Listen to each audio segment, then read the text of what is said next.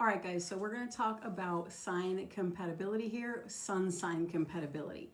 We're going to go over the Pisces male. In the playlist, you're going to find this under Pisces man, and that's where you're going to, it's going to be categorized like that. So this one is, let's talk about the Pisces man and the Aries woman. So this is an interesting combination because Pisces, it works harder. He's going to do a lot of things that he's put under rules. He's put under, she kind of like, whoosh, you know, the whip, you know. So Pisces is very taken by the Aries, but the thing is that, you know, she might seem very alluring and everything. This is a relationship that could be exhausting to a Pisces man, because it's so difficult to keep Aries happy and be himself, right? So this is a difficult one. So you got to realize that when you do a love compatibility, the right way to do it is you really have to take the woman's sun, moon, rising, and then the man's sun, moon, rising. And if they have any stelliums, write those down as well. Yes, there's things with the big six, but the big six is going to highlight how a person is in that section of their life and how that sign shines on that part of their life. Let's go to the next sign, which is Pisces man and Taurus woman. In this situation, Taurus is going to teach Pisces how to enjoy a lot. So a Taurus man, a Pisces man with a Taurus female, right? I'll say it again. I made a tongue twister there. We're doing the Pisces male in this video, and we're going to match him with a Taurus female. In this particular case, she's the fun and excitement, and he can enjoy a great deal with her for a while, but eventually there's going to be things he loves that Taurus kind of like gets bored of. So there could be running into some, I'm bored, I'm tired of this, and Taurus can bore as well. That's why for compatibility, you really have to look to moons and risings and all these things. You can't just go by the sun, but the sun will give you a great indicator of a section of flavor of the life of this pair. Now, Pisces man and Gemini woman, this is interesting because you're going to see Pisces infatuated in a way that is to his uncomfortability. So Pisces doesn't like to be made to feel vulnerable or anything. They don't like it. They would rather the partner feel that. But in this particular case, Gemini can really work Pisces to a level where, you know, he's just kind of putty. You know, he just kind of melts. And it's interesting. He's always trying to be a better version of himself with Gemini. But that can exhaust itself. And at some point when they argue, it can get really bad.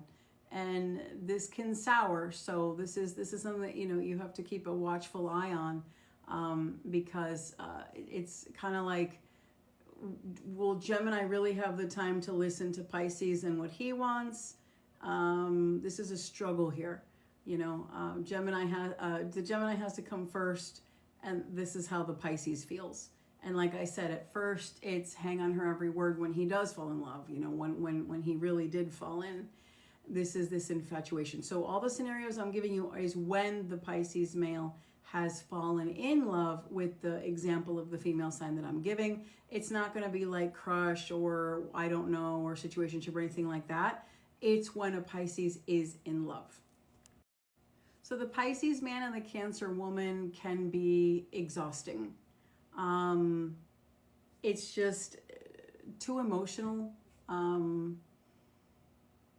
And through a long time, I think after a long time, I think that there's this kind of like bittersweet emptiness in a way. And this kind of connection can run into some issues, mainly the Pisces male, and then the unfulfillment that the Cancer female would feel. So there's a sadness there. I think that Pisces male doesn't really know how to make a Cancer female happy.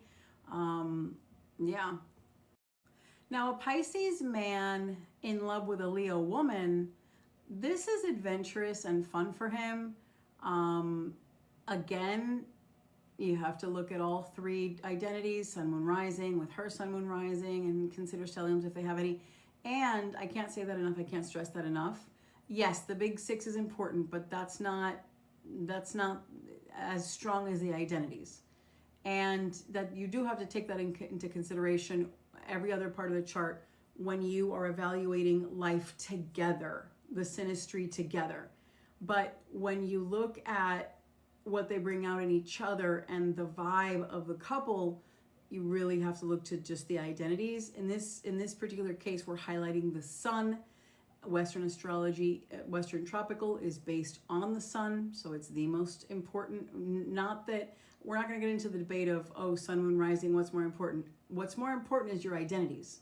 The sun, the moon, the rising, and stelliums. Those are the most important for who you are, but how your life is would be the big six. So your planets, which are really 8, and then, you know, other planetary placements and things like that. You have to consider the house. You can't just strip the house away from that. And then it gets, you know, deeper and deeper with more precision of each person. But generally, it's the identities that gives you an idea. And in this case, we're just looking at the sun. So there's a lot of missing information in this compatibility, but this is going to be a very out loud one. Like the sun is very bright and very loud and very present and here. And that's what the sun is all about. Hey, look at me. So these are features that are really prominent. It's just not the only part of the equation. Now, the Pisces man in love with a Virgo woman is very ethereal in the way that they connect. It's like this silent beauty. It's just so unique, what they feel. But they can get into major issues in life together. A lot of problems because they bring out the worst in each other and then pamper each other's bad side, which is kind of odd, right? They'll neglect a lot of things. They will isolate. It's not healthy. So, you know, this is difficult. That's why you're going to have a really interesting moon and rising kind of counterbalance this if this connection is going to work. It can work, but it has to be properly balanced. Now, the Pisces man in love with a Libra woman. Now, there is an interesting match that it can be successful. Just like the Leo and him can be successful, and a couple of other ones that I gave. That one does flow very well. They both excite each other. They both nourish each other. Yes, it can definitely work. Pretty much, not always, but you know, obviously each person, each destiny, each couple has their own unique mark in life. It's an individual thing. But generally this combination is really healthy. So the Pisces man and the Scorpio woman definitely can have a very nice match together. One that can be long lasting as well, just like the Libra and a couple of other ones I explained. But in this one, the Pisces has to be under certain decans. I think that if the Pisces has decans that are, like, for example, he's very watery in his identities. This is a smooth Pisces. This would be wonderful with the Scorpio female. They can be super balanced together, very, very happy.